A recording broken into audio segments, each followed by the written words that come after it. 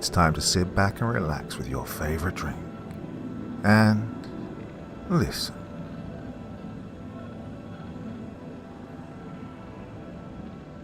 I'm a Freemason, and I have some stories to tell you.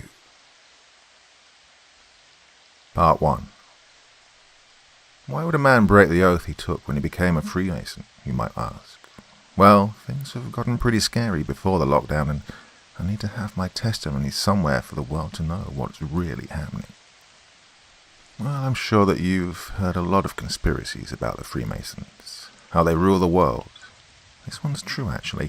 Or how they have clear proof of the existence of extraterrestrial life, or how they sacrifice goats in the darkened light of their temples for the one they worship blindly. Oh, and the one I like the most is when they run naked in the forest as part of some deluded rituals. Most of these are, of course, false claims thrown by the media in our faces, just so that we can stay occupied with imbecile discussions. However, what I have to tell you is much worse. I've seen and heard things unimaginable and, in some cases, unbearable for the human mind. Now, I'll not get into Masonic history, how and why it appeared, and what was its initial purpose, and all those other things, because, well, you can find that online. Although some of it has been a little altered, just to make them look good. I'll start my story with the initiation ritual, what happened before and after that, how I was accepted, and the sheer terror that I went through in my first visit to the temple. I'll not tell you where I'm from, because I can easily be found if I tell which Masonic lodge I'm part of, and from what country. Although I can say I'm located in the southeastern central part of Europe. For the time being, I'll tell you about the start of my journey, and if there are people who are interested in hearing more, I'll tell you more. For example, the story of when I ran across a rather odd version of the Bible and the crucifixion of Jesus, or the real story of the 27 Club, the actual ritual you have to perform when you want to have money, fame, and talent in music, but you have to give a certain something in return to a certain someone.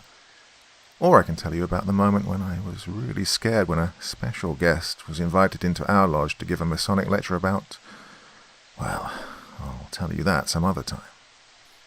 The main reason I got into Freemasonry was because one of my teachers at the Academy of Sciences I currently do research in is a Freemason, and he took a liking to me and asked, after 2 years of gaining each other's trust, if I'd like to be part of an organization who has the sole purpose of bettering the world and the individual.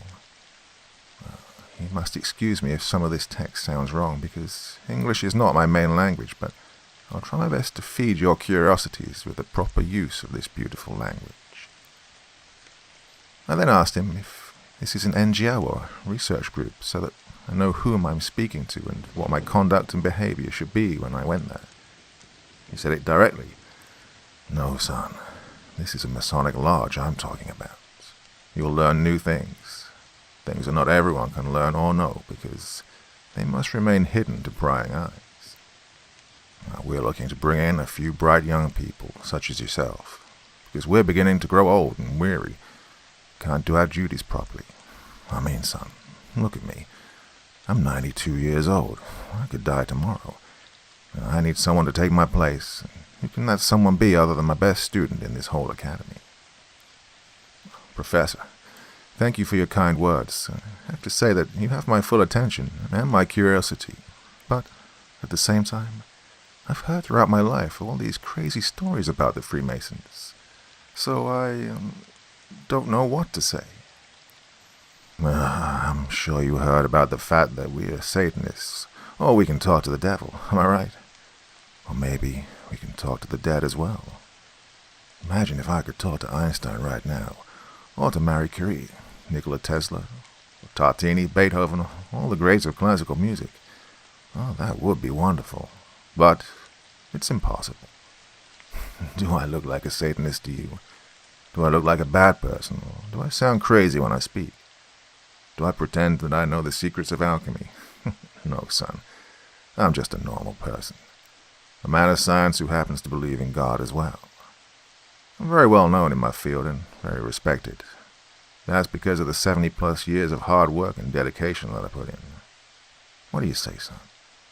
Do you want to find some extraordinary knowledge?" I pondered for a bit, and then I exclaimed, "All right, Professor. I accept your invitation for mainly 2 reasons. First one being that I have a lot of admiration and respect for you, and I'm really humbled by the fact you see me as your successor. The other one is that I'm always trying to improve myself and learn new things." "Son, you just made a life-changing decision. Someone will call you next week to ask for your personal details. They'll tell you everything about the meeting." "Very good, Professor. See you next week." Well, I went home without very much thinking about this. I just went off to do my normal stuff, reading and writing articles, publishing a few of them, finishing some work, the usual thing. The following week came and I was called by a gentleman. We met for a discussion, and he told me to be in a certain place at exactly 3:33 p.m. the next day. No sooner or later than that. This was back in 2015. I went there. I was greeted by my teacher. He took me upstairs to a tiled room where he placed a black cloth over my eyes, and then he took me to a dimly lit small room, also known as the Chamber of Reflection, where I stayed for an hour. However, this was not a normal chamber of reflection, nor did I reflect too much. It was only later that I found out that this lodge was one of the special lodges only known by the elite of Freemasonry in the Grand Lodge of the country. Now, in my country, there are such lodges with only 9 members each. Well, as I was sitting on the chair in the Chamber of Reflection, a small figure appeared from a dark corner of the room. The upper body was that of a really ugly man, with a very large beard, black eyes, pointy nose and ears, and very yellow teeth. What startled me was that he was standing on 2 legs that looked like they were his, but at the same time not, because they were, well, goat legs. My instant judgment said it was just a costume for the theatrics of the initiation, so I went along with it. He asked me the following 3 questions, written on a very old piece of paper, for which I had to answer yes in order to go on with the ritual. Number 1. Do you believe in the one and only true great architect of the universe? Number 2. Do you wish to receive his knowledge through our ancient ways? Number 3. Do you swear to serve the Freemasons for your whole life from here on out? And then he produced a small needle, punctured one of my fingers with it, and asked me to sign that piece of paper with my finger on what was a representation of the Eye of Providence drawn under those questions. I signed it. The little man exited the room, and 5 minutes later my teacher came and took me to my next part of the initiation. I entered the temple, again blindfolded. I did some not-so-cool things, like breaking stone with a hammer, drinking some sweet and sour liquids.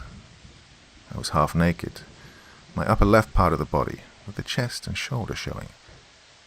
Next, I felt something really cold. It was the tip of something metallic. Well, I figured again it was part of the ritual. A sword, maybe, I thought. All right, I said, I love these theatrics.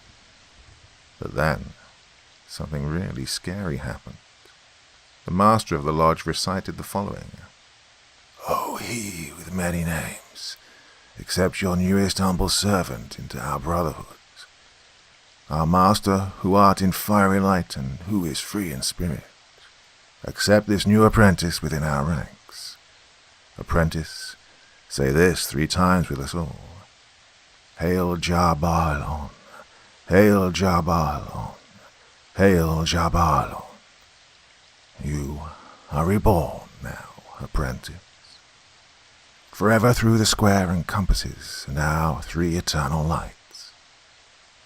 Well, at this point my heart was pounding, and then they took the blindfold off, and what I saw was that everyone's swords were raised, making a circle around me with just a small opening. And then it happened. Out of a corner, someone came towards me, running through that opening, enraged and ready to attack me. It was clearly a gimmick, as the person was dressed like a goat with long horns. He stopped right in front of me, saw me shaking in fear, and a deep voice came from behind the mask saying, Solve et coagula in lux et tenebrae. Everyone chanted again, and I chanted with them. The figure went back to a corner.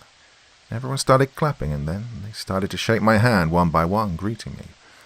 Welcome, brother. Oh, brother, you were really scared. Don't worry, this is all part of the initiation. Welcome, brother.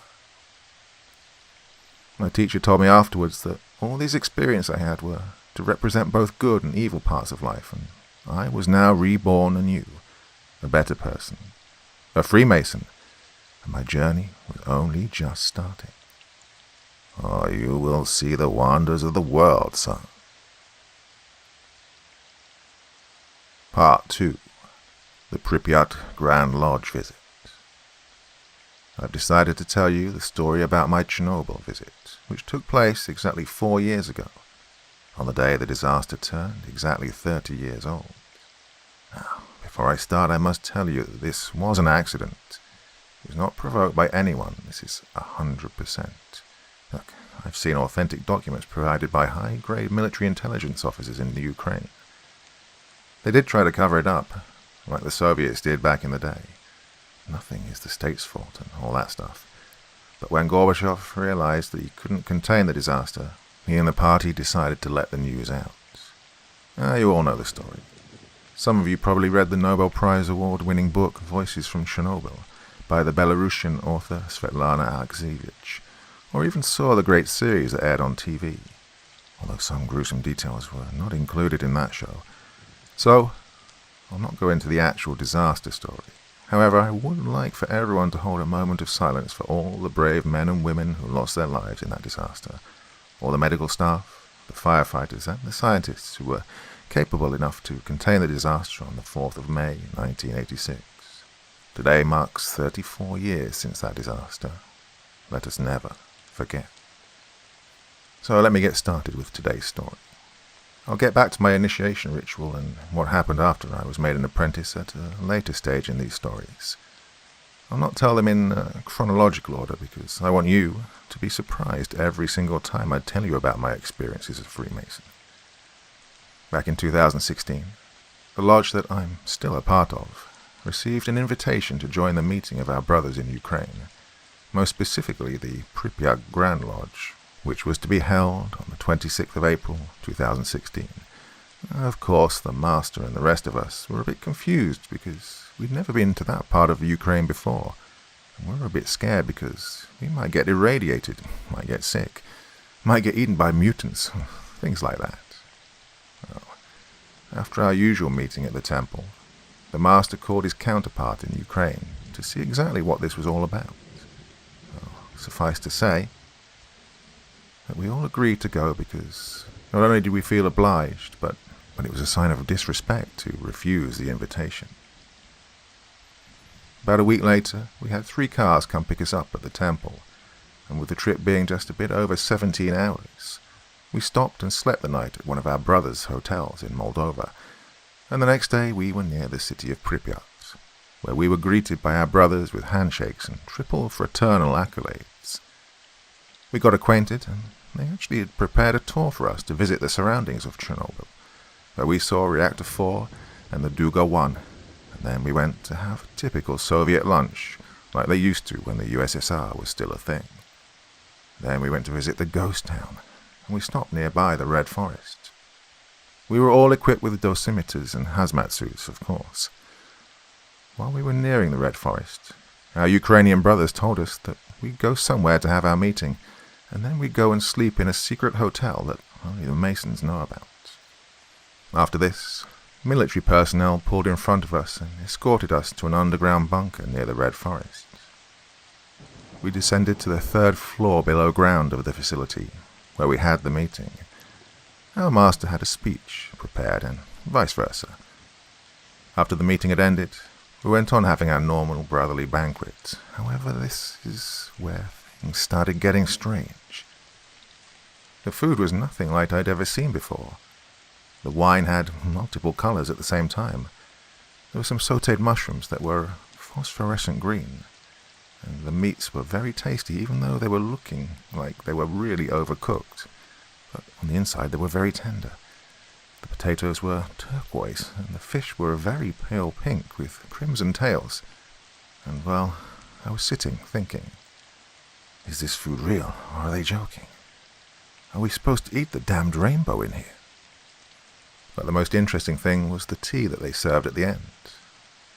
The hot tea smelled like hot summer mornings, then changing to the smell of petrichor, then to the freezing smell of snow. It was like all seasons were trapped in that one cup of tea. We were, of course, a little bit scared to eat the food, but our brothers told us there's nothing to be worried about, as these were some ultra-rare foods that only 333 people in the world know about. After we finished, the master of the Pripyat Lodge raised his glass. Drink this final glass of wine, my brothers, and let me lead you to see the greatest secret of Chernobyl. You will meet Vovkulaka. Then we went to the 5th floor underground, where there was just a cage. Inside it, there was a man. Help me, please. You got me trapped in here. Of course, I was absolutely outraged, and I whispered to my professor, "What is this nonsense, Professor? Why do they torment a man like that?" And even though I whispered, the master heard me and said, "You know I speak your language, right? I know what this looks like, but I can assure you that shortly something that will change the way you see this man will happen." And then he started chanting some Latin phrases, threw some liquid on the man, and then claws started growing out of the tips of his fingers. Hair growing everywhere. His clothes were slowly tearing apart. The man seemed to be turning into something else, something not of this world, something unholy, evil, and unnatural. Soon, razor-like teeth started growing from his mouth, his eyes turning a dark shade of crimson red. His metamorphosis was complete, and the man was no longer a man, but a huge, monstrous type of wolf. "Mortals, one day I will escape this prison, and I will kill you all. Mark my words. You have had me confined for the last 400 years. Since that day that I tore apart your lands. I will escape someday. I will end this world in blood and fire." I was absolutely petrified. I stood still for the next 10 minutes or so. My teacher, though, was as calm as they come, meaning that this was something usual for him. I was left wondering how many horrors there are in this world, what things exist here, what darkness lives on this world with us. The master took out another liquid, threw it on the creature, and it started shrieking, letting out sounds not of this world. After that, it turned back to that man again, and we left. Well, still in shock, I asked, almost crying, "What was that? Why don't you just kill it?" The master looked at me disapprovingly and said this was an 850-year-old werewolf, and since his capture, the Masons had been trying relentlessly to alter his mind, using certain substances, which I know nothing about, and to make more creatures like this, eventually turning them into armies for future wars. Ah, yes, I know we have all this technology now, and we can make robots and whatnot, but these guys have a lot of secrets. If they kept him for so long, he must be very valuable to them. Maybe immortal, who knows? Well, after this we sort of fainted, woke up the next morning in the hotel, which didn't look like the hotel we'd been in, but like an apartment building that felt like it was constantly moving. And no, I was not hungover. On my table in the room, I found a note saying that they wished us a great trip back home, thanking us for accepting the invitation and hoping we could meet again, sooner rather than later. Also, that there was a bottle of that tea wrapped up as a present. And to this day, I have never opened it. Well, until next time, stay safe and take care. Part 3. The Church of Ghosts. This story will take us back to 2018, when we had our international meeting, which takes place every 5 years. Well, by now I was used to all the weird stuff going on inside our temple, and of course outside of it, where the secrets of the world lay dormant for the normal people, but not for us Freemasons. Our meeting 2 years ago took place in a very beautiful hotel in Prague, in the Czech Republic. This was one of those that's filled with history. The walls and chandeliers have seen extravagant parties taking place and people in really expensive clothing attending and drinking the finest and rarest of drinks.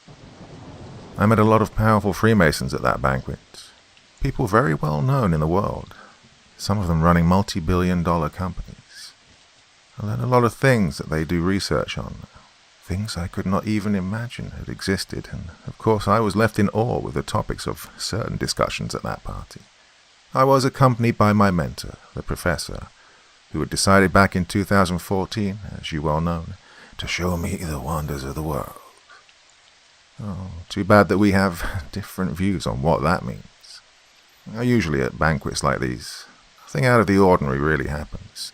It's mainly just a bunch of people in black suits talking about various scientific topics, improvements in certain industries, or the evolution of technology in the coming years.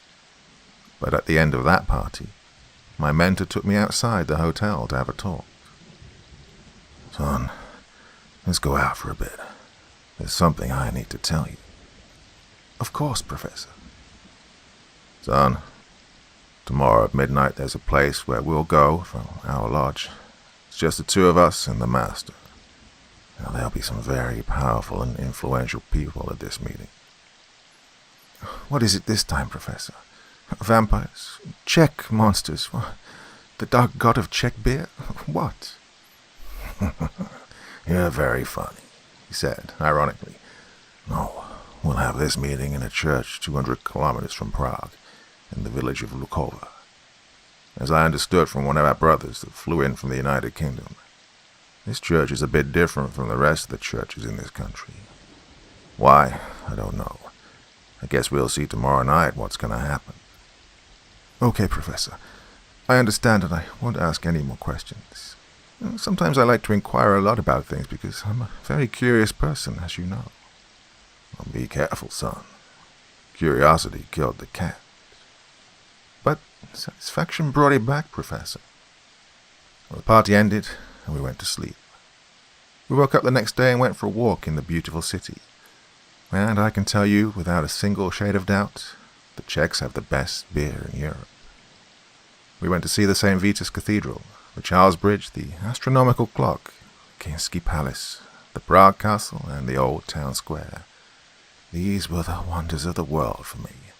And we, of course, got to see the hidden parts of each and every location, parts that the public was not allowed to see, because, of course, that's how things are supposed to be, in the opinion of the Freemasons.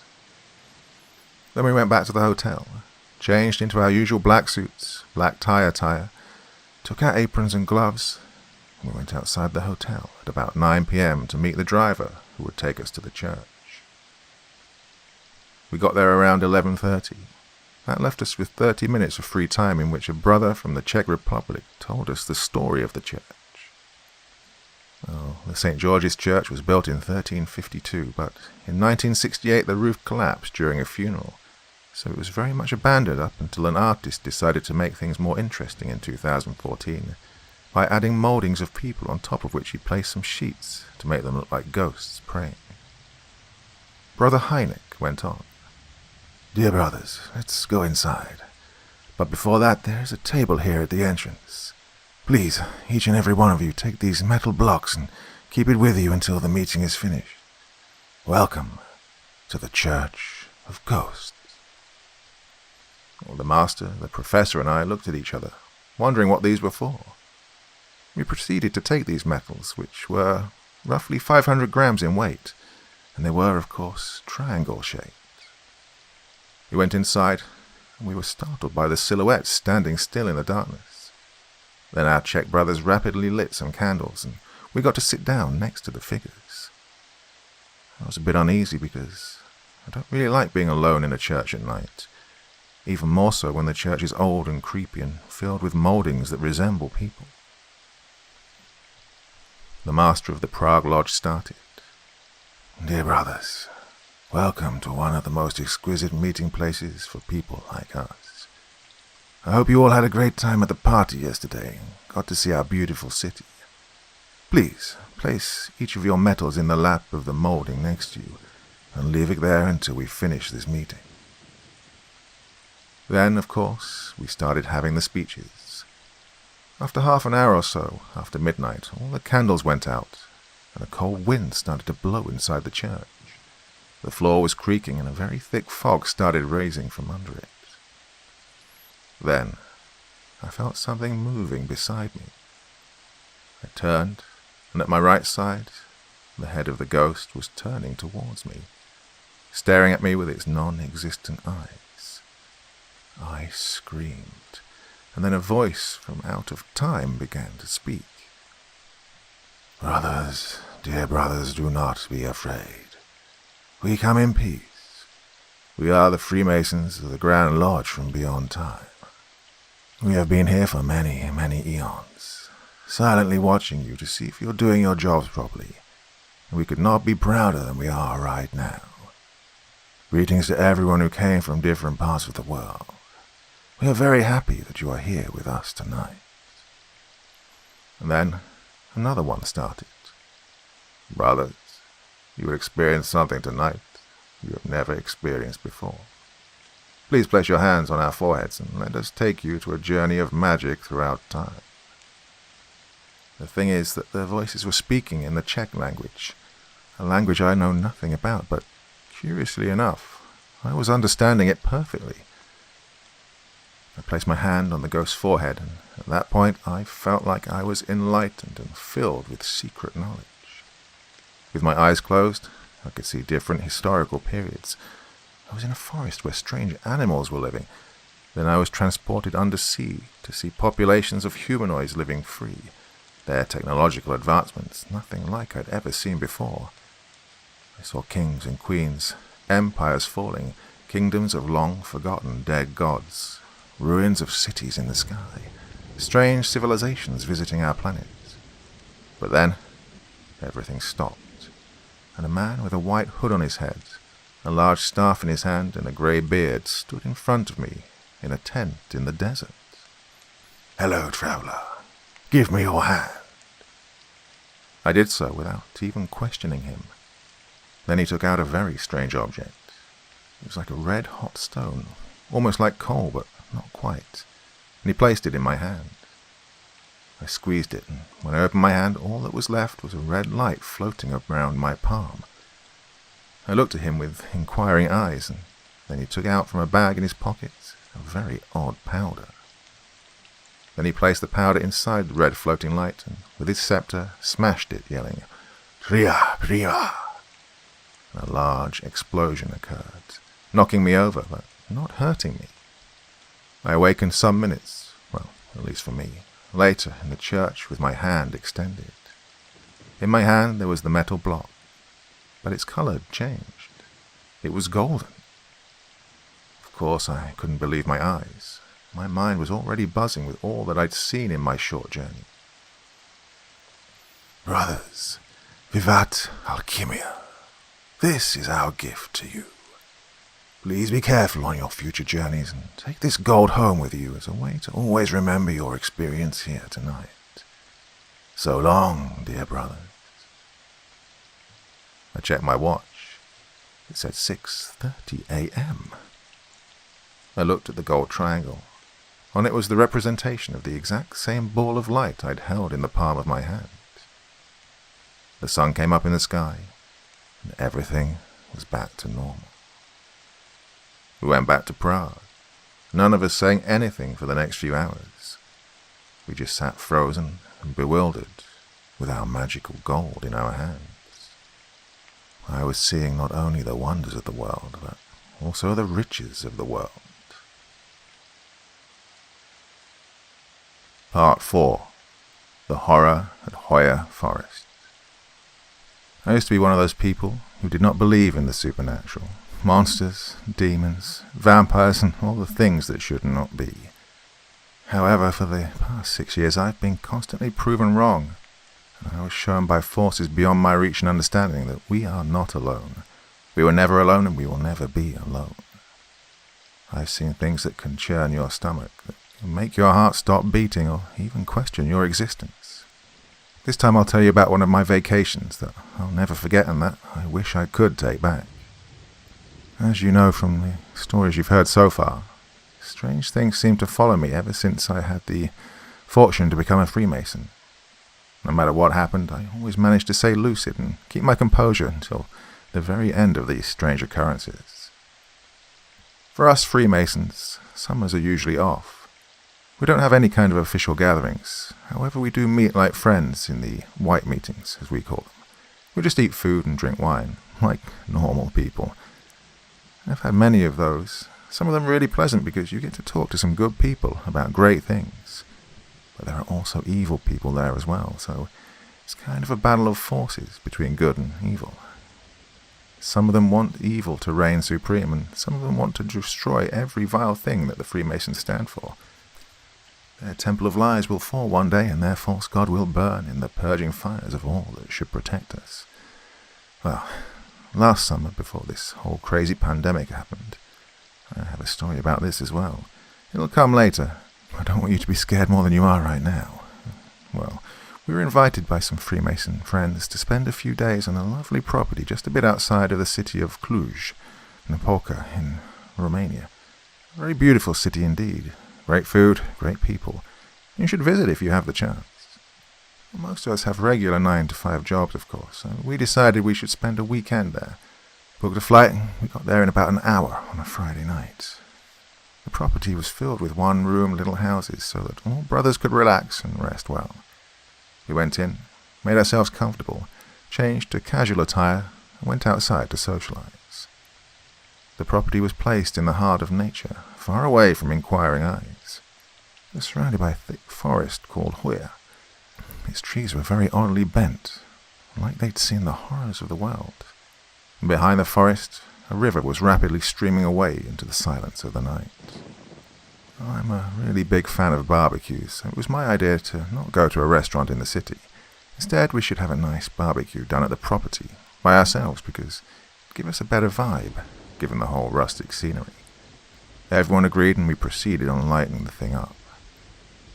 After a few hours or so, when we were almost ending our small party, we heard screaming voices echoing from the woods. Unaware of the dangers we would face later on, so me and 4 other brothers took our flashlights and decided to go and see what the screaming was and where it was coming from. I was scared to see what terrors the night would bring upon us because the things we'd faced in the past were absolutely horrifying. As we delved deeper into the forest, after what seemed and felt like most of an eternity, not knowing what fate we would have, we were starting to get closer to the source of the screaming. As we were approaching, we started seeing the river, and on its edge there was a woman wearing a white dress that seemed to be made out of clouds, almost vaporous. And then she turned.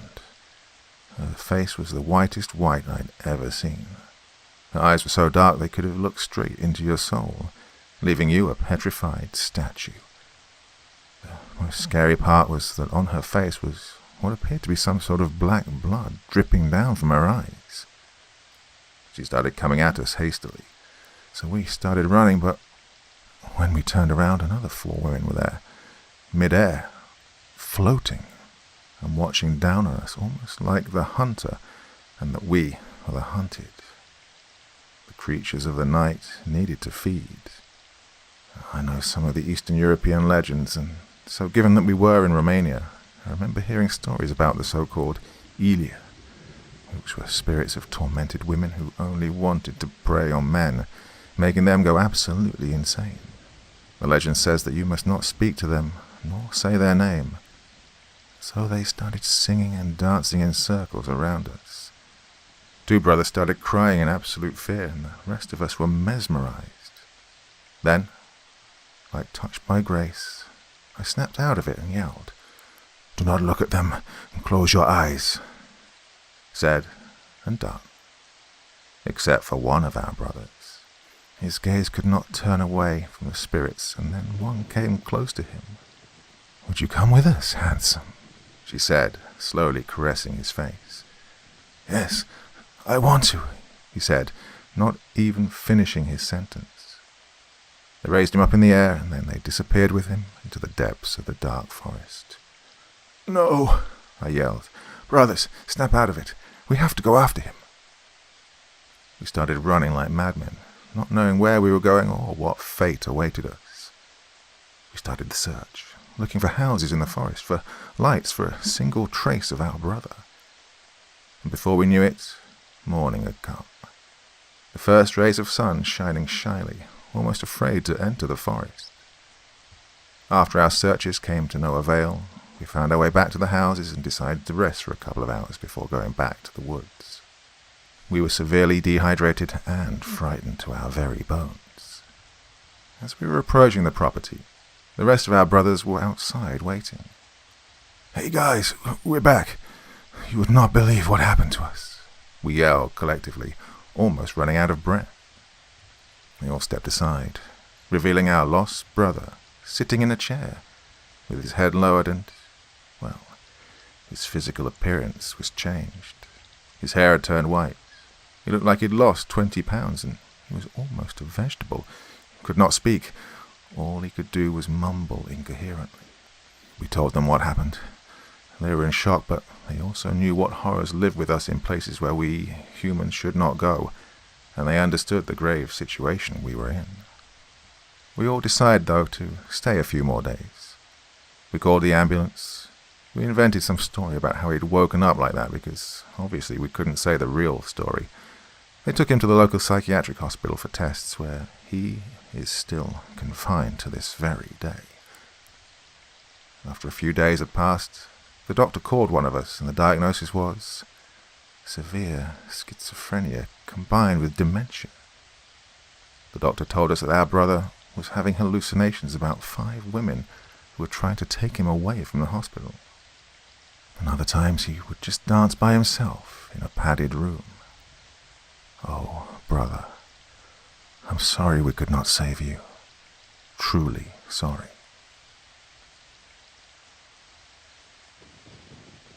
Part 5.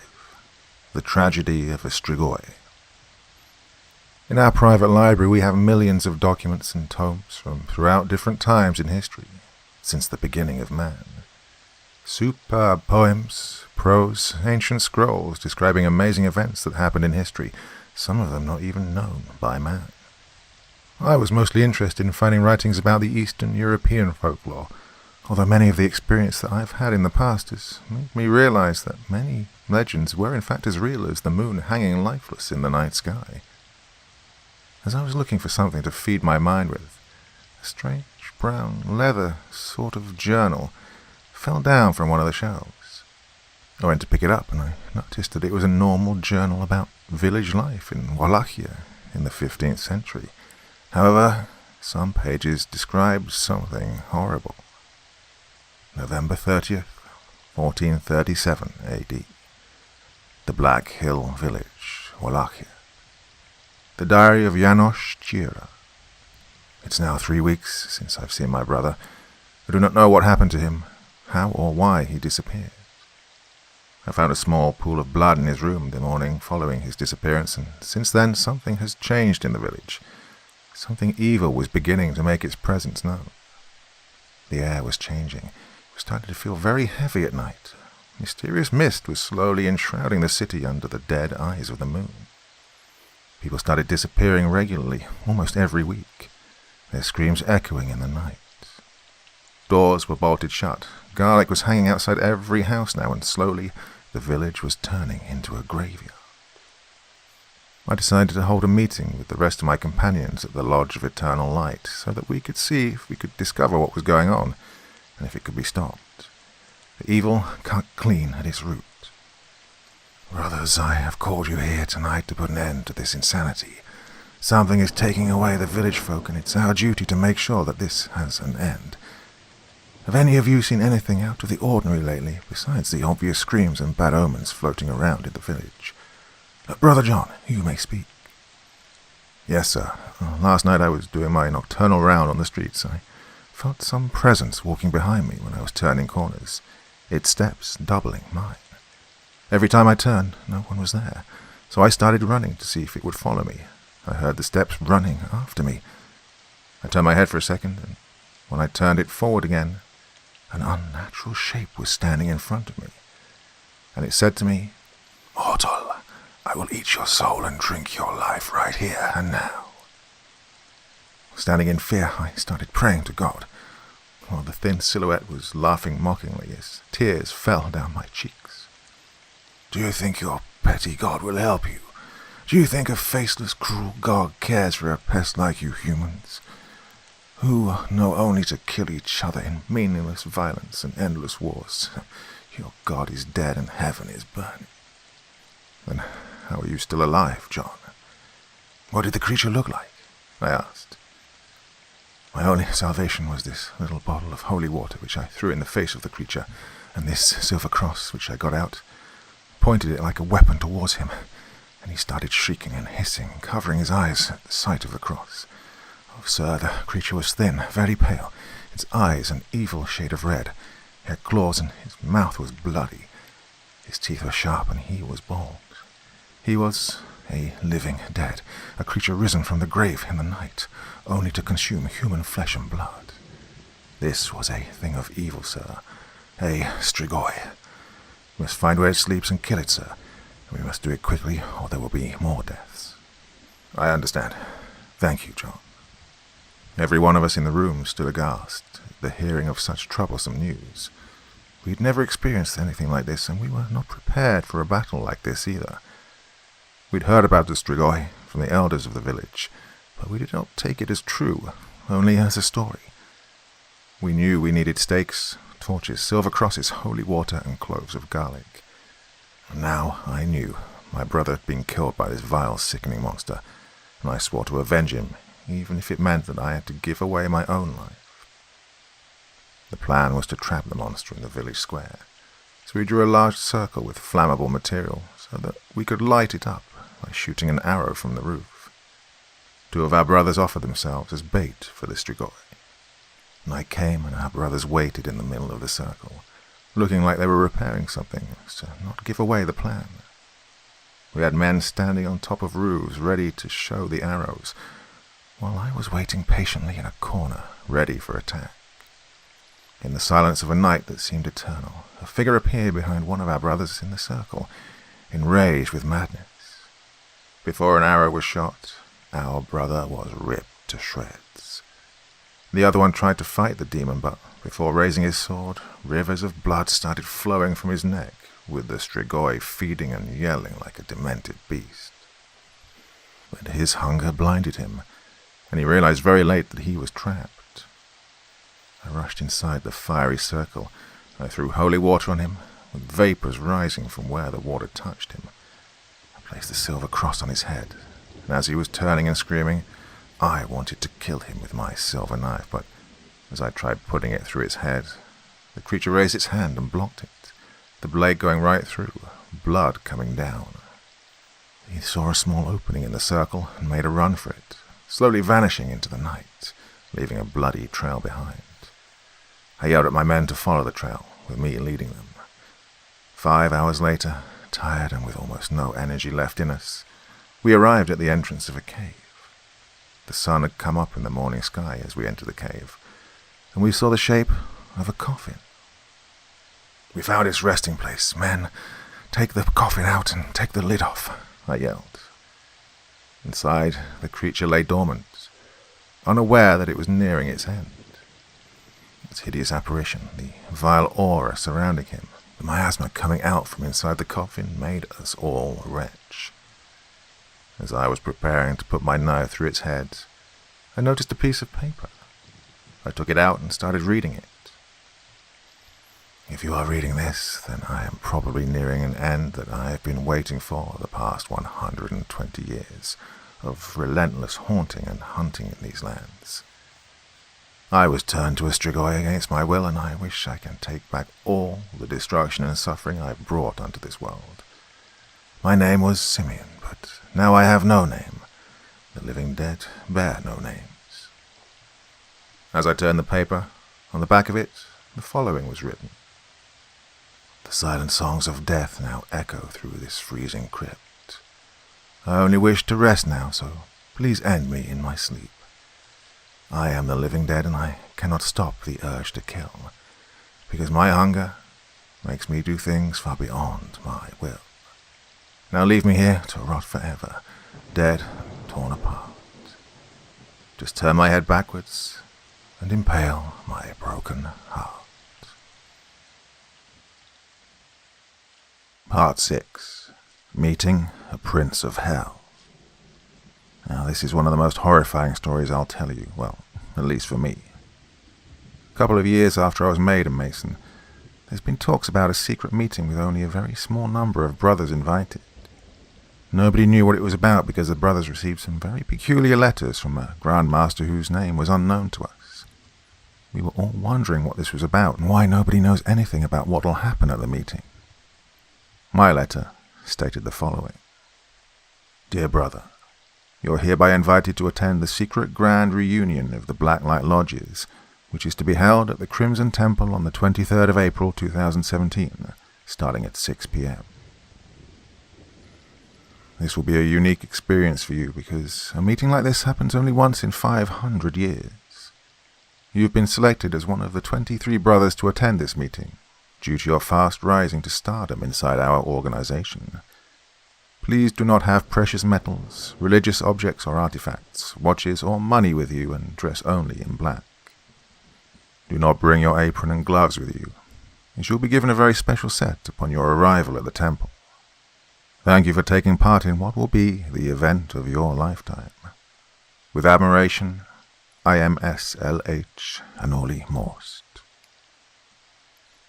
I made dozens of phone calls, emails, text messages to some of the most influential Masons in Europe. Nobody knew who the master that sent us this letter was. All they knew was that he was real and we must not miss the meeting or else we would be burned between the columns. Now, this is a procedure Freemasons use only in extreme cases, when a brother has done something so bad that their presence is no longer wanted inside the Masonic temple, and the consequences can be very bad. A few days passed and the big moment came. Some of the most powerful Masons in Europe were present, and that made me ask myself why I was chosen to be here. Clearly no one knew me well, as I was a very discreet presence, and I didn't want to be a rock star inside the Masonic temple.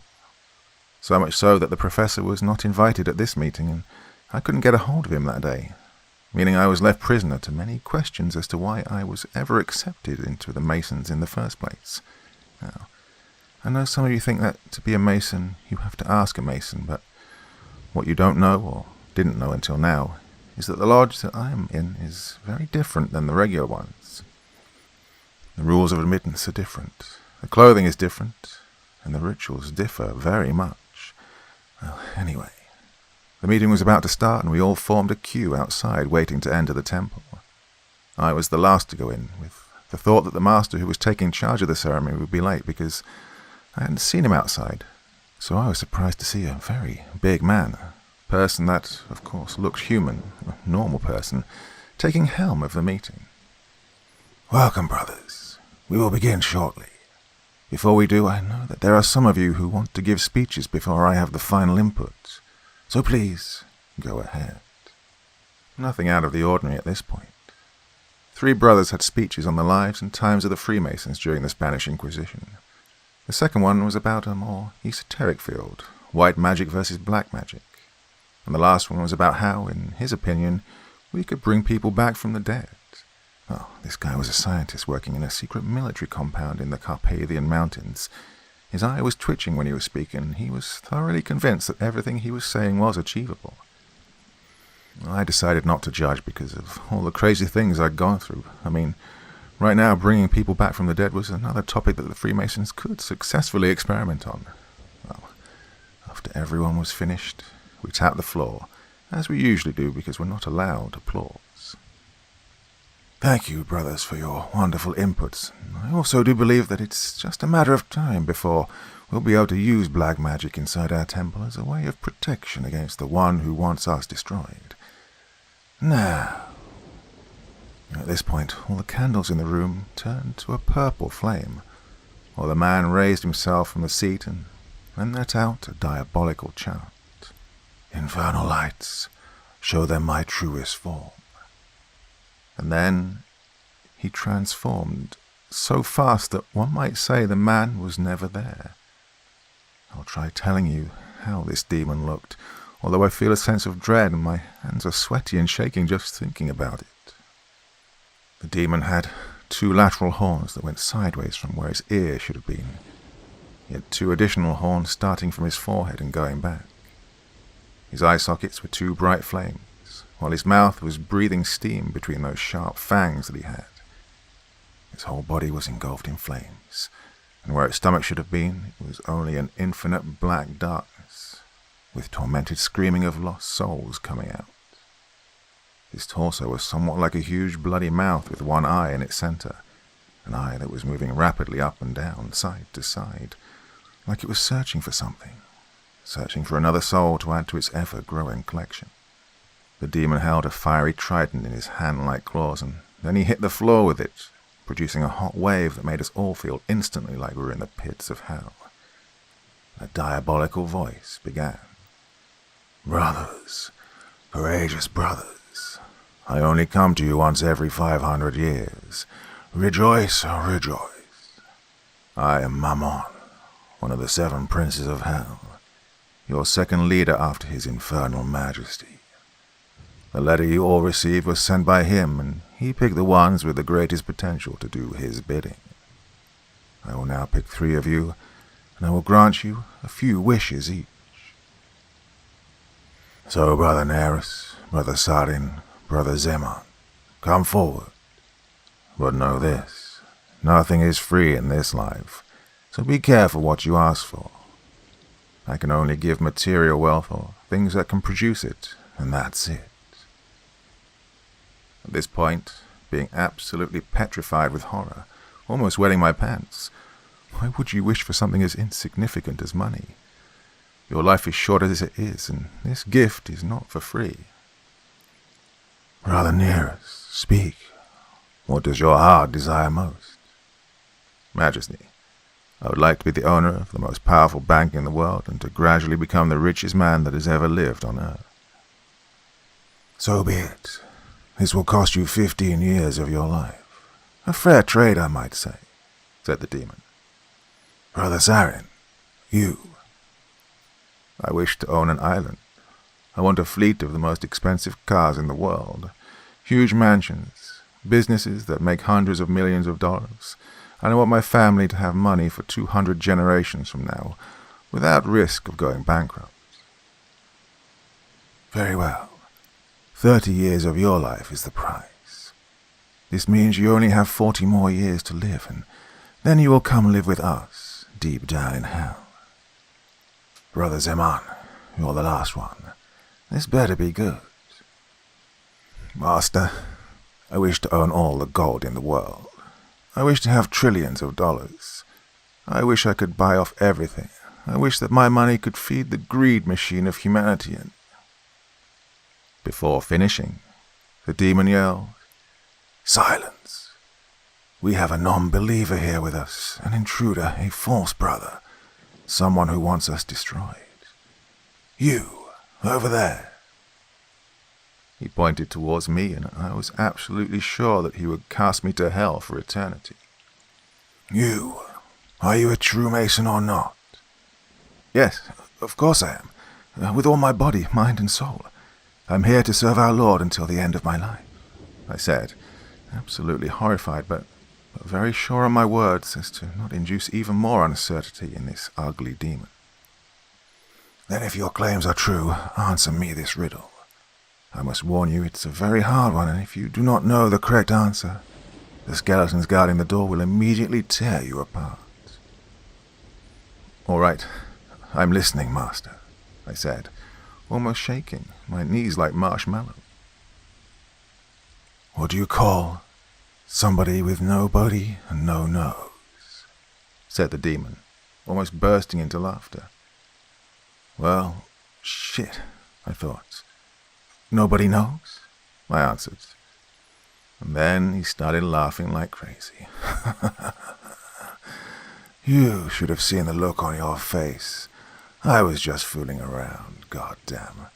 Oh, I haven't had a good laugh like this in 500 years. Thank you, brother. You are excused. You may return to your seat. I turned around, thinking, God, I almost pissed myself, and this beast is in the mood for stupid jokes. Although I wonder, why did he pick me specifically? Do they watch me? Do they see me as a traitor, or was it just a random choice? Then he returned to asking Brother Zeman to finish his request. And I wish money would rule the world forever and ever. Very well. This will cost you your very soul. You will pay your debt in the future, not now. But you will not know when. You will only hear distant growls and barking in the distance. Know then the end is near. Oh, brothers, it has been my pleasure. I must return home, where I will send your regards to the princes of hell. It's been a pleasure. We will keep on watching you, and I will see you soon, down there. So long. Then he vanished into thin air, and everyone stood silent. The three lucky brothers started hugging one another like they'd won everything and lost nothing. Oh, the greed of mankind is ever present in weak minds and lost souls. Part 7. To Catch a Spirit. This story takes place again in the beautiful country of Romania. Of course, many of you know Romania for being famous for, well, Dracula, for the Trans-Fagarasan Road, for the beautiful beaches of the Black Sea, the Danube Delta, all the natural otherworldly wonders we encounter in the Carpathian Mountains. Well, this story is about a lesser-known place, one that's filled with history, magic, and, well, it's seen many things in its over 2,000 years of existence. What I'll tell you about today has happened on our last meeting of the past year. I was involved in a really big project at the Academy, so I didn't have time to think of anything else except this. It was about the Dacian Wars that took place in the years 101 to 102 and 105 to 106 between the Roman Empire, led by Emperor Trajan, and Dacia, led by Decebalus. Both wars have been lost by the Dacians. So, as I was reading, writing, taking notes, printing case studies and doing other things we do in academia when we research certain topics, the professor came into my office. It was around noon or so, and I was already hungry. So he said, "Hey, son, how are you? I can see steam coming off your head. You're really into it, eh?" "Yes, Professor. I find it fascinating. Hopefully I can manage to pull it through so we can get that grant the Academy needs." "Oh, I'm sure you'll do just fine. Listen, do you want to take a break and have lunch? There's a friend of mine that arrived last night with business here in the city, so he wants to eat some traditional food, maybe see some of the main attractions. He is a brother as well, in an Italian lodge, and he's been working on finding if other realms exist for the last 55 years. I'd love to, Professor, but I really need to work. But did your friend find anything up until now?" "Well, we've seen a lot of crazy things happening during these last few years, and it'd come as no surprise to me if he did, but he keeps his work very secret, so I don't know anything." "Well, I'm not taking no for an answer here, son. It can wait, and you need to eat. So come on, let's go. Grab your jacket, it's freezing outside." "Okay, Professor. I am really hungry, so let's eat something." We went to my car and started driving to the hotel where his friend was staying. We arrived there, the Grand Marriott, and as we were waiting in the lobby for him to come, I noticed the elevator doors open, and a man in a really nice suit come out. He had a very long white beard, almost like the wizards in the movies. "Ciao, Professore. Come stai? Tutto bene?" "Vincenzo, you know I don't speak Italian, even though it's an absolutely beautiful language. Please, meet my student, apprentice and protege, Brother Mason as well." "Ah, that's formidable. Nice to meet you, young man. Vincenzo Bianchi is my name. Already a brother, huh? That's very good. The Professor must really like you a lot." "Pleased to make your acquaintance, Vincenzo. Yes, he's my mentor, and I've been a Mason since 2014.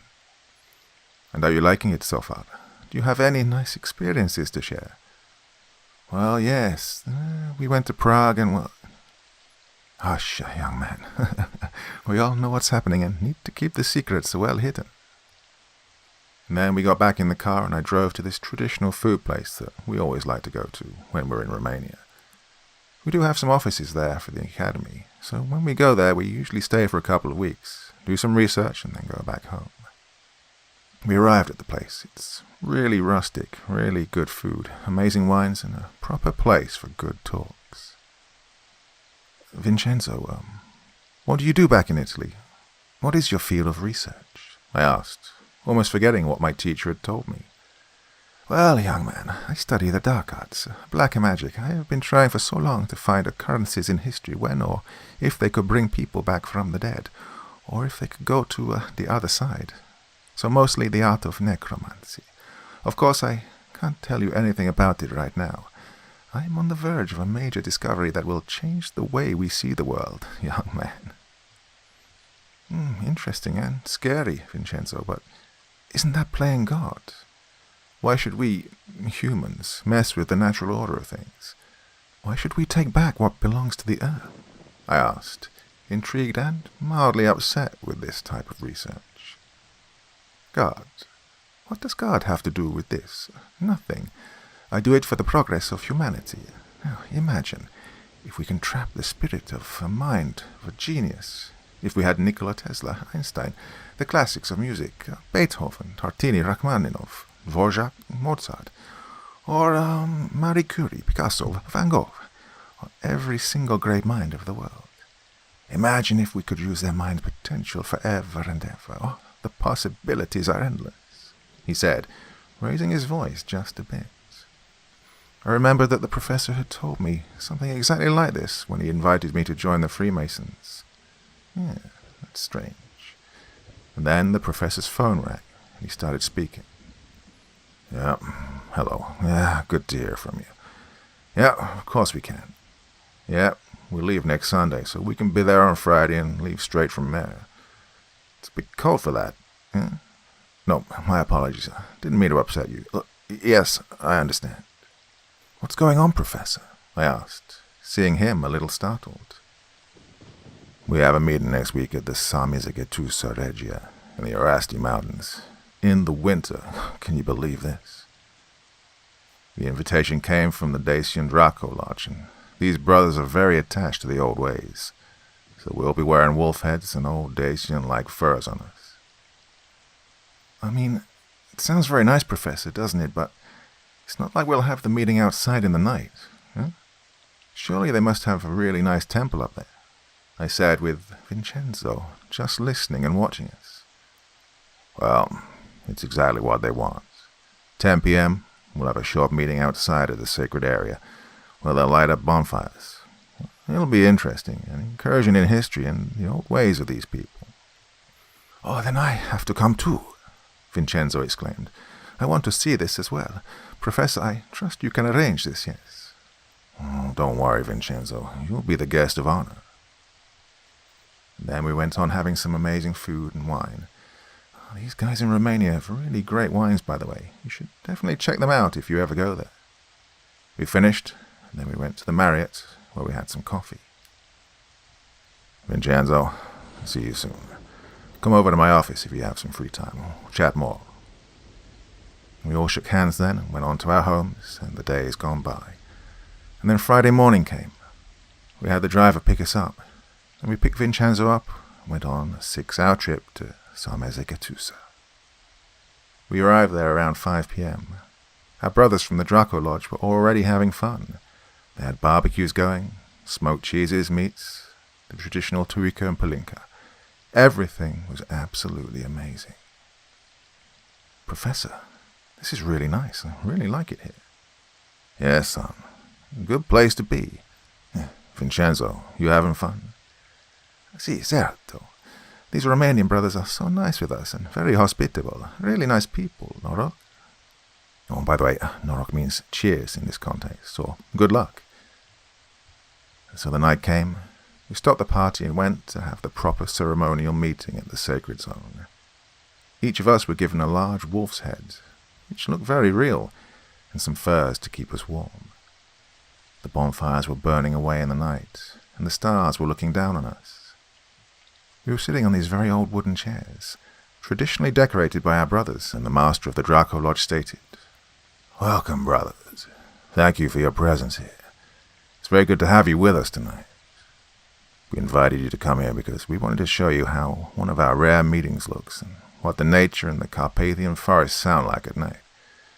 We have a very special guest with us tonight, coming from Italy. Welcome, brother." And so they all started chanting in the Romanian language. I understood some of it, but not all. Then a mild wind started blowing. The leaves were rustling, and we started hearing all the animals in the woods howling and chirping, making their normal animal sounds. Soon we were surrounded by wolves, deer, bears, wildcats, boars, birds. They were all looking at us, studying us. "Brothers, here in this part of the country, we are one with nature.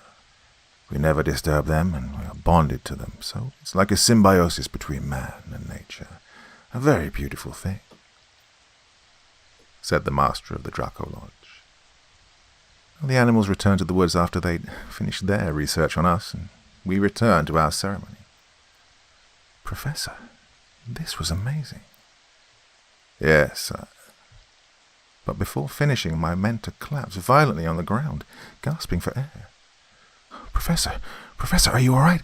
Talk to me," I yelled with tears in my eyes as Vincenzo's eyes turned white and he started chanting old Latin words. But the professor was gone, dead to the world in the darkness of the Carpathian night. Then a black smoke started rising from his body into the air, and Vincenzo was chanting more rapidly and more loudly, and the smoke seemed to stay in one place, like it was obeying Vincenzo's calling. "What is this? What are you doing?" I screamed, not understanding what was going on. "This is the spirit of the professor. He knew he would die tonight, so he asked me to keep his spirit here for a few more years, because he's not ready to leave this realm yet." Then from the night, a voice thundered. "Brothers, I'm still with you in spirit, even though my body is laying there on the ground. Brother Vincenzo, I have seen the other side. It's a cold place, filled with tormented souls and infinite screams. The knowledge you search is there, but it's extremely difficult to get it." Vincenzo then yelled at me, "I can't keep him any longer. Go over there in the shed and get me the large glass ball. Hurry up." Said and done. I ran and retrieved it and placed it under the spirit. He then chanted one more time, and the spirit was trapped inside the ball, a black smoke with small thunders inside. So he was, indeed, a necromancer. He did know, after all, how to talk to the dead or control their spirits. "If we ever let him out, young man, he'll go to the other side and will suffer for eternity. We must keep him in a very safe place. I will take him with me to Italy and put him in the Vatican hidden temple with the rest of the artifacts." "Will we ever hear him again, Vincenzo?" "Yes, of course. I'll try to make him talk from the inside. If he ever needs you, you must come to Italy." "Without hesitation. I'll come as fast as I can." The next morning we arranged for the body to be sent back home, where I arrived soon after. I made all the necessary arrangements for his normal funeral to be held properly, and after that we gathered at the temple to mourn our beloved brother in a Masonic funeral ritual. Gone, but not forgotten. Thank you for everything, Professor. Part 8. Welcome to the years 3142, 5793, and 12375. About 2.5 years ago, I went to an international event that was connected to my research. You've probably figured it out by now, but I'm a historian. So, this event took place in Geneva, Switzerland, and its duration was 3 days.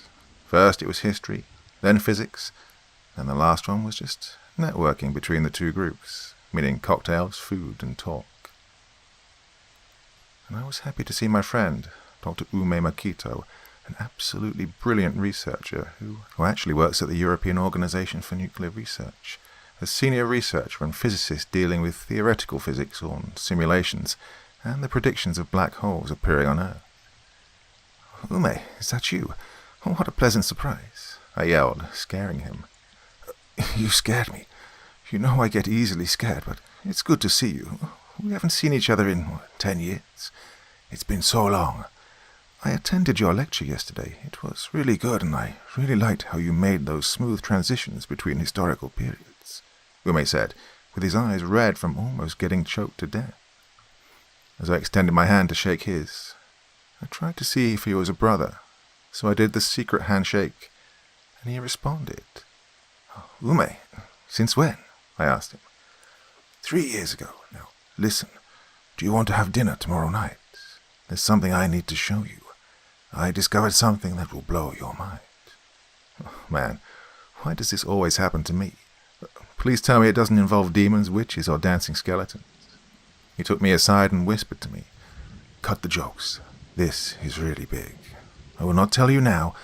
See you tomorrow at 8 p.m. at this address. I have to go to CERN right now. It was a pleasure, as always, Tomodachi." So he wrote an address on a small piece of paper that he tore out from his notebook, and then he left.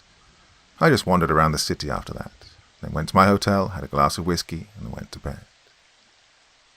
Next day, after I'd made some visits in the city at some friends I had there, I went on to meet Ume for dinner. Well, the food was great, but at Ume's request, we didn't drink any alcoholic beverages. Not even a glass of wine. Come on, Ume, you're exaggerating. Trust me, it's better that we stay focused. You'll drink whatever you want when you get home, but for tonight, we must stay absolutely 100% focused on the task ahead. Come on, let's get the check and leave. Time is of the essence. After we'd paid for dinner, we got a taxi to where Ume said he had his secret laboratory, where he did experiments outside of work, and they were, well, kind of forbidden. When I asked him what kind of experiments he did, not only did he tell me what, but he told me he'd finally figured it out, that it was working. He had discovered how to travel to the future. Well, what he told me left me speechless. Like, that wasn't enough. He told me that we'd go to 3 different periods of time, one very far away from the others, so we could see how the world looked thousands of years from now. But I was suddenly scared of what we might encounter in the future, so much that my mind just shut down completely for a couple of moments. Well, we arrived at his lab soon after, where I needed to drink some water, a lot of it because I knew Ume was not joking or lying. He was always so serious, and he didn't like any type of jokes. "Tomodachi, are you all right? I didn't want to scare you, but this is immense. Imagine the possibilities. What we'll find when we go there tonight," Ume said as my heart skipped a beat. "Going where? Tonight? Why me, Ume? Why didn't you take one of your physicist friends? Why me, a mere historian, a nobody for your line of work?" "Because you are good at paying attention to detail. That's your job, and I don't trust anyone else with this. In my field, everyone tries to steal everyone's inventions for money and fame, especially something as groundbreaking as this. Are you sure you want to do this? You have it all figured out? Are there any risks? Did you calculate every single tiny thing so we can return home safe and sound? I mean, what if it fails and we die?" "I have taken every measure, and nothing can go wrong. This is my entire life's work. I cannot fail, and I will not fail. These glasses will allow us to go to 3 different time periods, where we can stay for a maximum of 7 hours in each year we arrive in.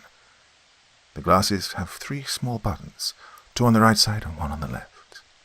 I could not find a way to set the year manually, but I've managed to assign them a period of time, from the year 3000 up to 15,000. Then the computer will generate 3 random years. I managed to tie both glasses together so that we can travel exactly to the same time, day and year, and we will arrive in the same place in every one of those 3 years. This one over here will form an invisible armor around us, allowing us to breathe inside it in case the air is changed or something. And this right here, this will open the portals for us to go to where it is we'll be going. Our journey will be the greatest in history, but I must admit, Tomodachi, that I am a bit anxious as well. What will we see there? What will we encounter? When we get back, this will be the most important discovery in the history of mankind. Promise me you will come with me in this journey across time. Imagine what we can learn, achieve, and see with our very own eyes. More so, we will be the first 2 people to ever travel through time." "I'm very scared, Ume. but knowing the hard work and dedication you put into your work, as well as all the struggles you've faced until now, to be where you are, I will come with you, but my question is, do you think they'll ever let you go public with this major discovery? Look, let us get back first. Of course, I imagine they probably will not let me go through this gigantic step for humanity, but I do believe that progress is inevitable. Let us take this journey then. I bow to brilliant minds and to the progress of mankind. He then gave me the glasses. We both said a prayer, hoping to return safe and sound. We both pushed the button for the portals to open, and before me stood an oval-like opening, which looked watery, about 3 meters high and 1.5 meters wide. We looked at each other, nodded our heads, and pushed the button that generated the year we were going to. And then we went through. Year 3142. After what seemed to be a very short trip, we found ourselves thrown into the back of an alley. It was probably afternoon. After we'd recovered a bit, because the trip really shook us, I asked, "Where are we, Ume? Oh my God, it worked." "I don't know where we are, but let's keep a low profile. We are both wearing suits, so this is a timeless piece, and hopefully we will not be seen as outsiders." We started walking between the high, black, grey and dark blue buildings, and we started seeing people driving in what seemed to be cars, I think, but in the form of large ovaloid capsules with just 3 metallic wheels like in those fancy science fiction drawings. "Tomodachi, look!" I looked up and then saw what looked like 3 moons that were very large and close to our planet Earth. We were absolutely astonished by what we'd seen, but this was truly a magnificent sight. And then, as we were walking, bewildered, we reached an area that had some buildings very high in the air. They were probably some sort of government building, a city hall maybe. Maybe the leaders of this country were in there, working, maybe living. And I bumped into someone in the street. He looked at me, almost like a robot, lifeless, senseless, emotionless. His eyes like vacant rooms on distant planets. And then he said, "I am happy. We are all happy. Life is beautiful in Zillion. The Nether Core is keeping us all happy. Yes, happy." Then he just continued his walk down the street, almost like he was programmed to do so.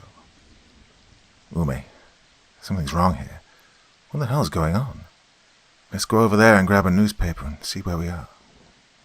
"Yes, it is. I smell something really bad in the air, like a polluted smell coming from a tire factory. Can you smell it too?" "Yeah, come on. Hello, can I have today's newspaper?" "We are happy here. We are all happy." "Ma'am, hi, the newspaper, please." "Print version or tablet version?" "The print is 2.5 dverkels. Tablet is 0.25 for 5 minutes of usage." "Give me the print, please." On the first page it was written with capital letters, "People of Zillion, be happy. Nether Core watches over you every single day, delivering you the best conditions of life in our beautiful city. Remember to take the happiness pills 3 times a day so that the world can remain the same, beautiful and joyous. Make sure to never be late at your jobs. Eat well only from trusted sources provided by Nether Core, and be sure to donate 75% of your income to Nether Core so that we can continue to function properly. You support us, we watch over you. And remember the rules. Number 1. Curfew starts at 10 p.m. and lasts until 6 a.m. Anyone caught outside during those hours will be shot on sight. No exceptions. Number 2. The Nether Core Martial Police can verify if you take all your pills. If you fail to comply, you will be imprisoned for 2 years at the Obsidian Asylum. Number 3. If you try to leave the city without permission, you will be arrested and transferred to the Nether Core Pharmaceutical Facility, where you will help at the fabrication of the happy pills. In other news, Earth One's population is being kept at 200 billion people, due to Nether Core's population control policy. Do you want to work for Nether Core? Enroll today at our HQ or call 1-800-576-384, and a state agent will guide you throughout the procedure. We predict that Earth 3 will be colonized in the next 15 years, so we can live happily over there as well. Tomodachi, snap out of it, Ume said to me as I was left to my own thoughts. God, is this how the world will be in the future? A totalitarian state that controls 200 billion people? Oh, it can't be. Hey, have you ever seen those movies where groups of rebels save the world from totalitarian bastards? I'm sure evil never wins. Now, come on, let's open them up and move to the next year, whatever year that may be. Ume, this is too much to take in. Come on, we only have 30 minutes left. Time goes by faster here. Now, push the button. And so, I did. Year 5793. We arrived in the middle of a war. As soon as we landed, we were greeted by a military man with a huge weapon. I'm General Burrows. What the hell are you guys doing dressed up like that? You crazy? Lieutenant Colonel Masterson sent you, yeah? Fancy-ass suits. Now, go over there in that shack and change. Hurry up, soldiers. That's an order. We looked at each other and did as we were instructed. Oh, nice one, Ume. We'll die here. We don't even know how to aim these things. Well, I'm sure we'll get a hang of them. We have to act the part. Keep the glasses on no matter what. Let's go. General, can you brief us? What are we up against? Said Ume, trying to act like he was in the military for all his life. Are you out of your mind, son? What do you mean, what are we up against? Lost your memory or something? Look, in the greatest war of mankind, we almost defeated Nethercore, but before we could claim victory, their leaders flew out to Earth 4. Before leaving, they released the virus they've been working on in their subsidiary asylum. That was all a cover-up for human experiments and other atrocious things. So, they released this virus called Desolation. Wiped out 99.98% of the world's population.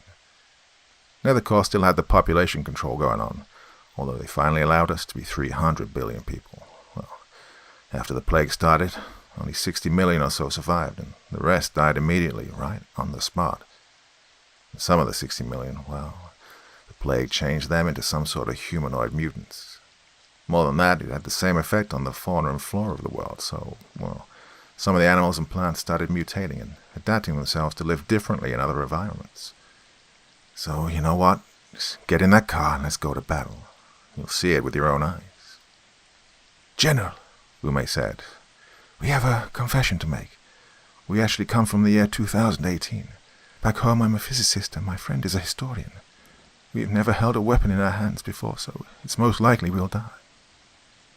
Burrows looked at us with unbelieving eyes, and he said, none of my soldiers are going to die, goddammit. What? You didn't go to the army 3,000 years ago? What were you doing? Sitting in offices all day, reading charts and drinking coffee. You're with me now. You'll fight with me and we'll win this war. You understand? Look at me, both of you. Do you understand? Yes, we both said. Yes, sir, not yes. Say it. Yes, sir, we will win. You're goddamn right we'll win. We drove through the barren wastelands for approximately 7 minutes. When we got to where the rest of the team was stationed, General Burrows introduced us to Major Henriksen. Henriksen. Found these two wandering back of the base. Say they come from 2018. Dressed in suits, for God's sake. Teach them how to shoot the thing, will you? Yes, sir. So, guys, basically you pull the safety off, you aim for the creatures, pull the trigger, and a large energy ray will come out of the gun, all right? Now, the recoil is kind of strong, so keep your legs firm on the ground and your arms as well. Got it? First wave's coming. Move out, Burrows yelled. And then, well, I have seen monstrosities. 4-meter tall, disfigured human-like mutants. Enormous 3-headed lizards with shiny razor-like teeth. Giant bats in the sky. But the craziest thing were the flying whales. Absolutely gigantic. 20 meters long and what seemed to be the sort of electric shield surrounding them. We started shooting and we almost fell down at the first shots. There were about 100 or so of us, shooting at these things.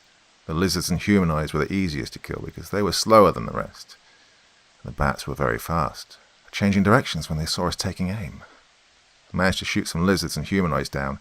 Ume did so as well. Hardest ones to kill were the whales, because their skin was very hardened. You had to shoot 3 or 4 times just to hurt them. And they were fast as well. Second wave's coming. What the hell? This never happens. Damn, they're coming too fast. Fall back, everyone. Fall back. Burris yelled at us. Let's get to cover. We were getting pretty scared as we turned away to run, and Ume tripped and fell, breaking his glasses. Oh no, Ume, I said with tears in my eyes. There's no time for that, Tomodachi. We can't do anything about it. Come on, let's go. He started shooting again, this time at some dog-like mutants. Their eyes as red as blood, and they had spikes growing out of their backs. Only they were twice as big as normal dogs. After a few hours of shooting and killing the beasts, we saw that our timer only had 5 minutes left. Ume, there's only 5 minutes left. Here, take my glasses and go. I'll stay here. Do you think I want to go back now, after all I have seen, after all of this? My friend, you must go alone to the next journey and see how the world is. I will stay here and continue fighting. Maybe we will win, or maybe not. Who knows, but I will find a way to leave a message for you to find when you arrive in the final year. Maybe you'll find me again, old and wrinkled, or maybe not. Just go, now, please. I'll find a way to let you know what happened. I'm sure these guys have a lot of technology that even I can't think of. So just go. It was a pleasure, my friend. Adios. Oh, Ume. So long, my friend. I pushed the button. The portal opened. I waved goodbye to everyone, and off I went. Year 12, 375. I arrived to what I first thought of as hell. There were powerful sandstorms swiping the lands, and everything was a ruin. Only hellish growls and fires in the distance. The earth had been scorched, and the air was 100% not breathable, and the planet we'd once lived on had no human life left on it. I was looking around with amazed sadness. I started to see a red flickering light in the distance, so I started running towards it. As I was approaching it, I saw that it was surrounded by a colorless shield, making it easy to see that it was a holographic message from my friend Ume.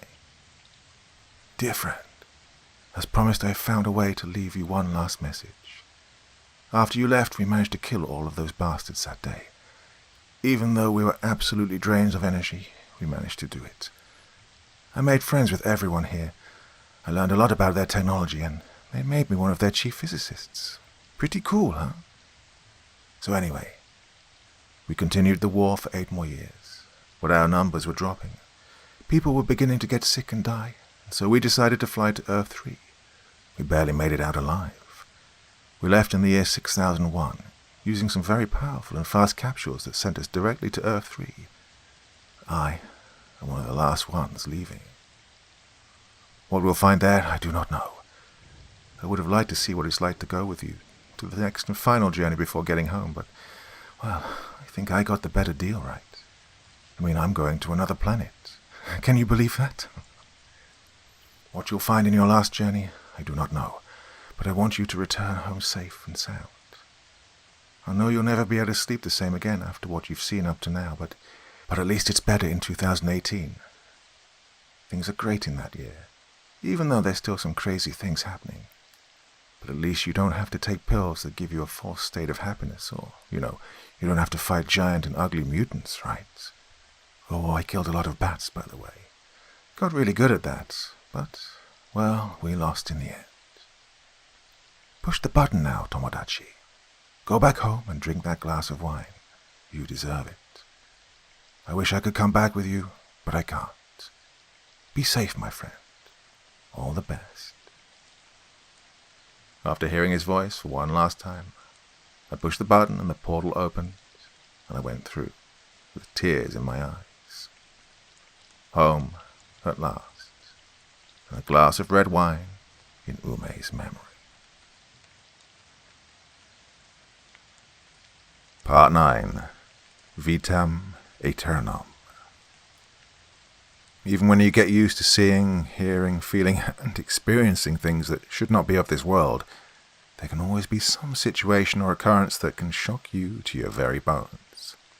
Well, this happened some 3 or 4 years ago, when we were invited to, of course, not in an official capacity, just as regular people, I guess, to a large dinner that took place in what looked like an abandoned castle, surrounded by a thick forest, almost looking like a place where you'd be lured in and then you'd never get out of. Well, of course, at that time I was accompanied by the professor, and, curiously enough, we were the only 2 people invited from our lodge. Now, I say curiously because usually the master is the one that gets the invitation to a certain event, even if it's not an official one. That made me believe that either the master was not welcome there, or that he actually attended some similar dinner in the past. Of course, I wasn't worried about it, but to be honest, I was starting to kind of get bored with these parties in some way, and a bit scared because, you see, the locations in which these banquets usually take place have some sort of ancient evil halo surrounding them.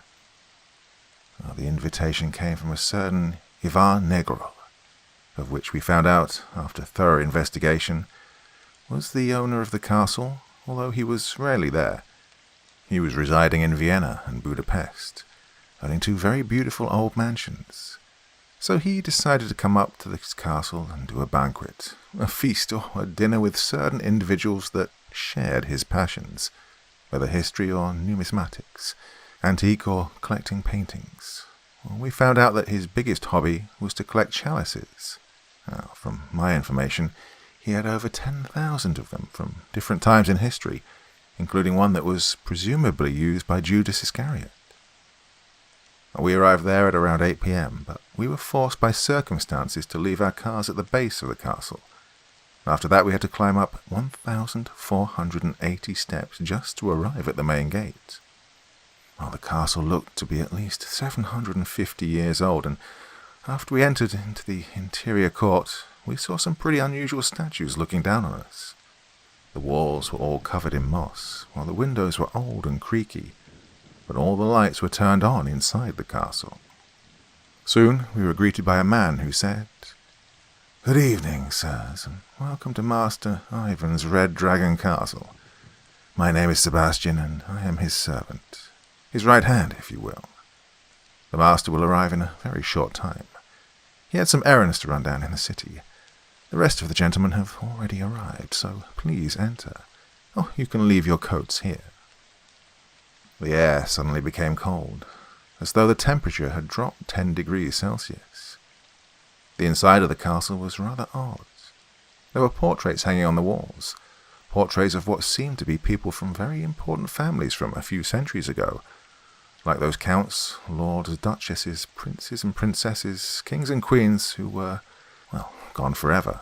However, some of them were fully coloured and their gaze was normal, but others were looking like they'd been screaming in terror, with their faces distorted and covered in tears. The main hall was filled with armours that looked like soldiers guarding the place. A large chandelier was hanging from the middle of the ceiling. Old maces and swords were displayed on the marbled walls, and the dining table already had different chalices waiting to be filled with the best wine varieties. Some of the gentlemen were admiring the paintings, others were inspecting the armours, while I and the professor were waiting eagerly for the dinner to start and to meet the owner of the castle, when suddenly a window opened and through it came a swarm of bats, like they were flying in tandem, one exactly following the other to a precise location. Well, the bats landed and morphed into a man, a thin man dressed in a black suit that sometimes reflected a dark crimson in the lights of the hall. "Greetings and welcome, gentlemen. I am Ivan Negru, and let me welcome you to my citadel, to my exquisite fortress. Thank you for accepting my invitation and coming here tonight. I'll personally greet each and every one of you, but before doing that, let me propose a toast. Sebastian, please fill everyone's glasses with that 45 Musigny Vie Vignes Magnum. I want to propose this toast for each and every one of you. Drink up." Everyone did so, some more scared than others, while the professor and I were almost shaking when he came to us and he said, "I've been waiting to meet you two for quite some time now." The silence of the night whispered me through the wolves' howls and the rustle of the leaves that there are two historians that have a special mission. I know you, and I know what you're trying to do. Young man, come with me. I want to show you something. Come. Well, as I stood my ground as to not be scared so much, I went with him in the study upstairs, where he started saying, "So, what is a young man like you looking to find in that organization that you are a part of? What are you trying to achieve? Be careful what you say. I can sense your heartbeat rising if you lie. You do know who I am, yes?" I think you're a creature of the night. The thing that should not be. A vampire. Now, young man, there is no need for rude words like that. I take it you are a man of culture, a savant, are you not? Now take a look over here at this painting. Do you know what that is? Listen, Ivan, if you plan to kill me and drink my blood, just do it quickly, please. Silence. Answer the question. Do you know who that is? Yes, that's Vlad Dracul, or Vlad Tepes, or Dracula, as most of the world knows him. Correct. He was my great-great-great-grandfather. History never knew me because I destroyed every single piece of evidence, as it was too dangerous for people to know that we exist. But why are you telling me this? There is a war coming, young man. You must be prepared. I'm not allowed to take part in it yet. Yet he will let me live forever. He sometimes makes mistakes too. Soon everything will change and you have been chosen. Now, depending on what you answer to my most important question, I will let you live. Or not. Usually at this feast, I am playing with my prey and only let two people live. Will those people be you and your mentor? Or will your bones rest eternally under my domain? Well, I'll do the best of my abilities to answer the question you're going to ask me. I like you, young man. Maybe I will not kill you. Maybe I'll just turn you into a strigoi. I remember one night in Wallachia, when they killed a strigoi. I watched from the shadows. I could have killed them all from the shadows right there and then, but I didn't. Those lands were already cursed by a plague, so their blood was poison. Now, tell me, indulge me with one simple answer to this question. Do you wish to have eternal life in the eternal night? Do you desire immortality, to live forever? No, I said. To live forever is to suffer, to see everyone you love die. I could not bear that. I just couldn't do it. And the loneliness will just make eternity seem like a curse. So please, just kill me quickly now. No, I will not. I was expecting this answer, to be frank with you. You're the first person who said it like that. Your words are like poetry to my ears. Oh, you and your mentor are free to go, but hurry. I'm starting to get hungry, and if I catch you here, I will not be able to control myself. Go. Run, little human. And then he vanished right in front of my eyes. As I was heading to the door, I noticed a rather strange tome standing on top of the fireplace. I quickly went to see what it was. It said just this: my life as a vampire. It was, as it has been, left there specifically for me to take. I quickly grabbed it and went downstairs where the men were already drunk. Professor, we must leave immediately. They will all die. What are you saying, son? Quickly, there's no time. We must leave now. We started running, and as soon as we began our descent down the 1,480 steps, the screams started from inside the castle. Agony, desperation, the quick taking of a human life by a monster.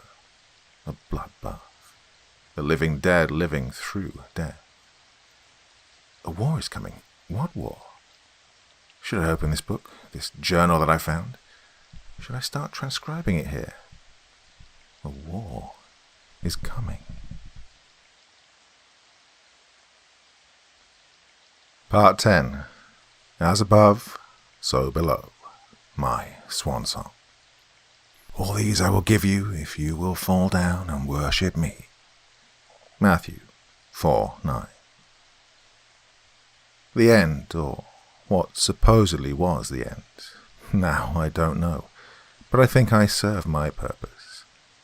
I finally understood what the war was and why I was chosen to fight it. The mechanics of fate were slowly turning their gears towards the final act of my personal enlightenment. Sometimes in life, even though you don't know where you're headed, which way to go, or what the final goal of your journey is, there's always something, some invisible force, a hand on your shoulder that's guiding your steps carefully. I was never a religious person, up until this year, when, you see, something has changed the way I see things. Now, of course, like everyone else, I believed in my personal version of God, which for me is a combination of love, kindness, and joy. And all of these together form the beauty of life. Am I right? The laughter of your children, someone who says they love you, or maybe when you surprise someone close to you and they really get emotional. All these small things are what life is all about, and I believe that each and every one of us has been put on this planet with a purpose, no matter how big or small. As above, so below. Well, these words make much more sense now. While the world has many religions with different views attached to them, there is always faith. Of course, some religions were violently applied in society in different parts of the globe throughout history due to the misinterpretation of man. Maybe some of you will say that the world would be better with no religion. Maybe that is true, maybe it's false, but, well, this story is not about theological debates or about arguing which religion is better. Let me tell you the story of my final meeting with the Freemasons. Ironically, this was the first meeting without the professor. So, I was a bit sad at first, knowing that my mentor and protector was now gone. What started as a usual day for me, going to the office, doing research on ancient Eastern European religions, was ironic once again. Just a normal day at the office, after which I went to the meeting with the Freemasons at the lodge. The meeting started, but something strange began happening. One of the walls began shifting to one side, revealing some sort of shrine, an altar, which I'd never seen before, nor did I know existed. Another secret revealed. But what was it for? Act 1. The Blood Oath. The master started chanting something that made no sense to me. It sounded like a demonic language. Now soon after that, the walls began changing and blood was dripping from the cracks. The eye on the main wall moved into a vertical position and started turning an angry shade of red while blinking rapidly. The rest of the brothers raised up from their seats and started advancing towards the shrine, while I was waiting to see what was going on. Each and every one of them was pulling out a knife, and while at the altar, they began cutting the palm of their left hand, and blood started flowing into one of the 3 goblets.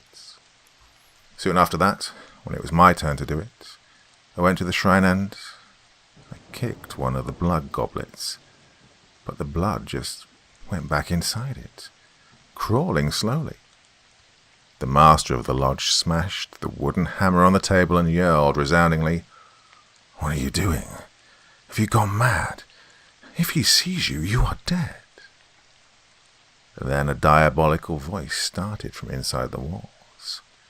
"He is an impostor. Seize him. Cut his chest wide open. I will rip his heart out of it." And all the brothers started changing into ugly devils. They came towards me and grabbed me, ripping my shirt open so that my chest was on show. It was almost like an opposite initiation ritual, a death ritual, my Masonic downfall. And soon after, their leader showed himself. It was the same goat from my initiation as a Mason, but this time it was real, in flesh, blood, and bones. Their masks had been fully removed, and the puppeteer had shown his true face. Their so-called architect was doing his own bidding inside the lodge, while keeping himself entertained by pulling the strings of his puppets, making them follow his orders, like in a mindless, evil chain dance. So much so that with every move, every single heartbeat, I was acutely feeling it in my throat. I finally thought that I was done for, that my journey will end in defeat. Left alone to my own devices, I called for help in my own head, yelling desperately in my mind for someone to come and save me from the vile, wretched, and repulsive monstrosity. A fiend that was only feeding on fear, pain, and angst. He drinks tears and eats souls, a destroyer of all things beautiful and the greatest deceiver known to humanity. The seducer of man, Satan. Well, he approached me, and while he pointed his index finger at my heart, everything stopped and went dark. I found myself in a place where agonizing screams were echoing throughout an infected air. I saw live skeletons of people who were swimming in hot lava, screaming endlessly while the torture never stopped. I was on what seemed to be some sort of a metallic boat, and with me there was a hooded man. He was guiding the boat to an unknown destination. "Where are we? Where are you taking me?" I asked. "This is hell, and I am the one who leads some of you to what will be a life of eternity, of soul-devouring, agonizing afterlife. You've been trying to destroy the architect's creation, and he is not happy. In fact, he has never been as angry as he is right now. If there's a devil, there's a God as well. He'll save me. I was doing what was right for my world," I said to the guide. "It's too late now. God is dead. No one has heard from him in ages. That is your prison for eternity." He then pointed at some sort of ziggurat that was made from flesh and bones, and on its surface people were spiraling to the top. When getting there, they just jumped right in. "What are they doing?" "They go to the top always thinking that if they get there, they can find salvation. The road is filled with obstacles, so when they get to the zenith, they just jump into a lake of acid where they swim to get to the shores. It takes them 1,000 years to get there. After that, they get out again and repeat the process." "Oh, I refuse to go there," I yelled. And then a familiar voice was calling my name. "Don't give up, son. Fight it. Resist it. Come back up." Act 2. Escaping Hell and Meeting God. I suddenly woke up in the temple, where I saw Satan trying to get inside my chest to take my heart out. "Impossible," Satan said, his destructive eyes staring at me in disbelief. And then a sort of divine power overtook me. I felt sensations unknown to man. I saw bright lights, heard music that instantly sounded out of this world, melodies and notes that I never knew existed. From beyond I heard and saw the professor for one last time. "Son, I was with you the entire time, even if I left you alone for a little bit. Back there I was just your professor and mentor. But here I'm everything that is, omnipresent, omniscient, omnipotent. I rescued you, and I know you'll see things differently now. Let us send them back to where they belong and destroy them once and for all. I wanted you here, not because I needed your help, but because I wanted a man with a pure heart to experience something divine. I'll be watching over you. So long." Came back to the temple, and from my eyes, mouth, and body, bright lights started shooting into those vile demons. They were consumed by the light, and finally they were cast down to their place of suffering and eternal roaming. When I came back to it, gasping for air, I said, with tears of joy flowing down my cheeks in rivers, "Thank you, God." The sun was shining bright in the cloudless sky. It was an unusually warm winter day. Parents were playing with their kids in the park, laughing and giggling happily. I started walking home, smiling and waving at the sky. I had been given hope. Life is beautiful.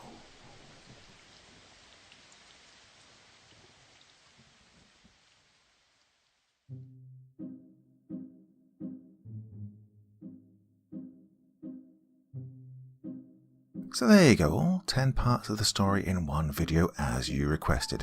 Now I did ask you on the community tab, would you like 2 separate videos? Because, well, by this point I've probably deleted the first one, but I did the first 5 parts of the story in one video, And now I've put all 10 parts together because you asked me to. It's simple as that, really. So there you go, all 10 parts together in one story. If there are any of you who did watch the first one, look in the video description. I hope you did. It's probably too late now, isn't it? And you'll see that I did mark where the first video ended and the second one began. This really isn't making any sense, is it? I mean, by this point you've probably joined this video much later after the original one has long since disappeared. What on earth am I talking about? You know what? Enough for tonight. I'll be back again tomorrow. Return to the Vatican vampire story. You like that one, don't you? Yes, you do. Go on, admit it. Well, until then, very, very sweet dreams. Bye-bye.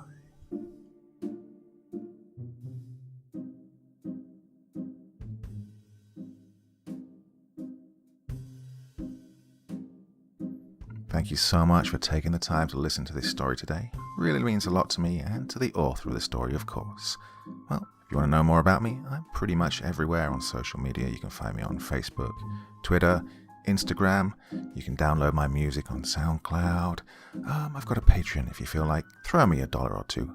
Very much appreciated. And of course, on Reddit, I have a place where you can leave stories if you want me to read one that you've written. Well, hoping to see you all again very soon. Till then, sweet dreams. Bye-bye.